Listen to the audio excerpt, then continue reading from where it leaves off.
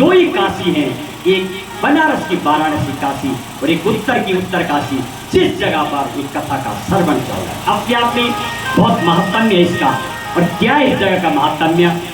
संविधानस्य प्रचारेण आयोजनम गंगा तटे। संविधान की ज्ञान और प्रचार प्रसार के लिए माँ गंगा के तट पर भारतीय संविधान कथा का आयोजन हो रहा है। और कैसा ये माँ का तट?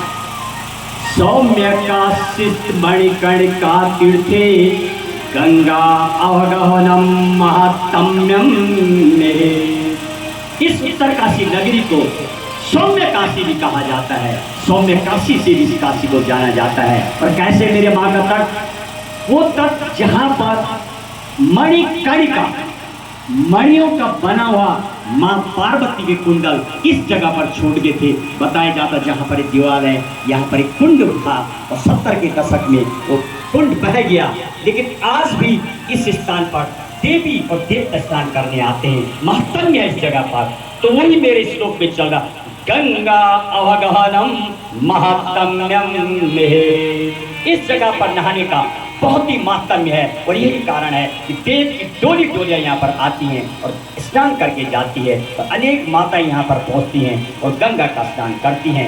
उस तट पर मेरी कथा और मेरी जो आयोजन समिति है, मेरे मार्गदर्शक राधा बल्लभ नौटियाल जी, मेरे गुरु जी, आप घर पर भी इस कथा का जब देखेंगे, आने वाले दिनों में कई जगह पर बड़े शहरों में भी इस कथा का आयोजन होना है। तो आपको देखना है तो गंगा 24 एक्सप्रेस आप YouTube चैनल खोलेंगे तो उस पर नजर आ जाएगी। और मेरे मार्गदर्शक राधा बल्लभ नौटियाल, हमारी छोटी बहन सरिता जुयाल जी, विवेक भट्ट और साथी पीयूष जो संगीत का साथ दे रहे। और आप मात्र शक्ति जहाँ पहुँच जाती है वहाँ तो वैसे भी कार्य सफल हो जाते हैं। और आप आए, एक एक महिला में एक लाख महिलाएं और 1 लाख जनता छिपी हुई है। क्योंकि आज डिजिटल की दुनिया है। अनेक ऐसे लोग रात्रि को हमारे इस कथा को सुनते और देखते जिन्होंने 20-20 लाख बच्चे पढ़ाए। तो सिर्फ अब बदल गई है दुनिया, सब देखा जाता है कैसे चल रहा। तो आइए इस कथा का, और हमारे साउंड में जो सोनू हैं, उत्तम गोसाई हैं, हमें लगातार सहयोग दे रहे और आप मातृशक्ति का प्रणाम करते हुए और आइए इस कथा का आगे बढ़ाएं।